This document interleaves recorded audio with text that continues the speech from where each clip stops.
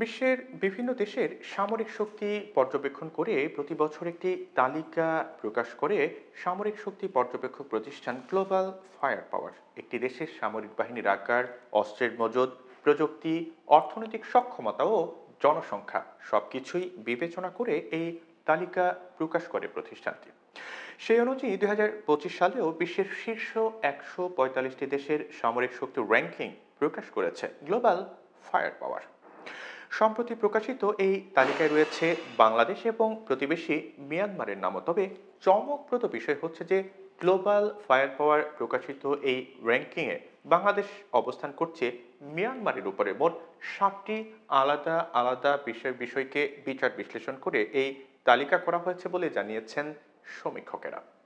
Global fire পাওয়ার বলছে যে বিশ্বের শীর্ষ 145টি দেশের সামরিক শক্তির র্যাঙ্কিংয়ে বাংলাদেশের অবস্থান 35তম, আর প্রতিবেশী মিয়ানমারের অবস্থান বাংলাদেশের 2 ধাপ নিচে, অর্থাৎ তালিকার 37তম অবস্থানে রয়েছে মিয়ানমার।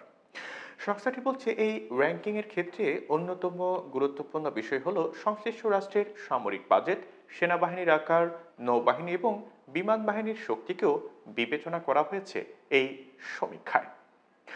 গ্লোবাল ফায়ার পাওয়ারের রিপোর্টে বলা হয়েছে যে বাংলাদেশের মোট সামরিক বাহিনীর আকার প্রায় 7 লাখ। এর মধ্যে সক্রিয় সৈন্য সংখ্যা 1,63,000, বাংলাদেশ বিমান বাহিনীতে রয়েছে 17,400 সদস্য এবং নৌবাহিনীতে রয়েছে 25,100 নৌসেনা। বাংলাদেশের মোট জনসংখ্যা 16 কোটির বেশি। এর মধ্যে প্রায় 6,61,00,000 মানুষ সামরিক বাহিনীতে যুক্ত হওয়ার যোগ্য।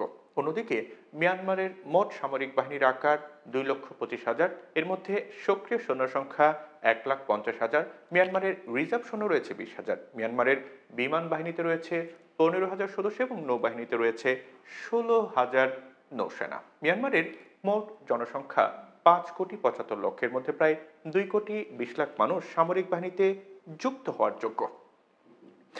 এই রিপোর্টটিতে বলা হয়েছে যে মিয়ানমারের 55,000 প্যারা মিলিটারি ফোর্স রয়েছে। পক্ষান্তরে বাংলাদেশের প্যারা মিলিটারি ফোর্স বিশ্বের মধ্যে নাম্বার 1। বাংলাদেশে রয়েছে 68 লক্ষের বিশাল প্যারা মিলিটারি ফোর্স। যুদ্ধ বা রাষ্ট্রের যে কোনো জরুরি প্রয়োজনে তারা সহায়ক শক্তি হিসেবে কাজ করতে পারেন। বাংলাদেশ সেনাবাহিনী রয়েছে 320টি যুদ্ধ ট্যাঙ্ক এবং 11,584টি সামরিক যান, রয়েছে 56টি স্বচালিত কামান, 546টি আর্টিলারি সিস্টেম এবং 110টি রকেট সিস্টেম। বাংলাদেশ বিমান বাহিনী রয়েছে 214টি যুদ্ধ বিমান, এর মধ্যে 42টি ফাইটার বিমান এবং 86টি ট্রেনি বিমান। এছাড়াও রয়েছে 65টি হেলিকপ্টার। বাংলাদেশ নৌবাহিনী রয়েছে 118টি নৌযান, 7টি ফ্রিগেট, 6টি করভেট এবং 2টি সাবমেরিন। অন্যদিকে মিয়ানমারের সেনাবাহিনী রয়েছে 445টি যুদ্ধ ট্যাঙ্ক এবং 5,980টি সামরিক যান, রয়েছে 95টি স্বচালিত যান, 210টি আর্টিলারি সিস্টেম এবং 180টি রকেট সিস্টেম।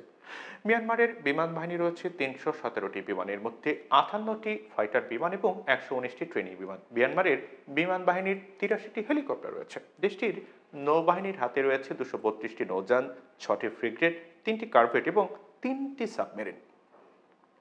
গ্লোবাল ফায়ার পাওয়ারের রিপোর্ট অনুযায়ী প্রতি বছর বাংলাদেশের সামরিক বাজেট প্রায় $4.5 বিলিয়ন, আর মিয়ানমারের সামরিক বাজেট প্রায় $3 বিলিয়ন। বিভিন্ন সমরাস্ত্রের সংখ্যায় মিয়ানমার এবং বাংলাদেশ কাছাকাছি অবস্থান করলেও প্রশিক্ষণ এবং যুদ্ধ সক্ষমতায় বাংলাদেশের সামরিক বাহিনীর সদস্যরা অনেকটা এগিয়ে আছে বলে মনে করেন বিশ্লেষকরা।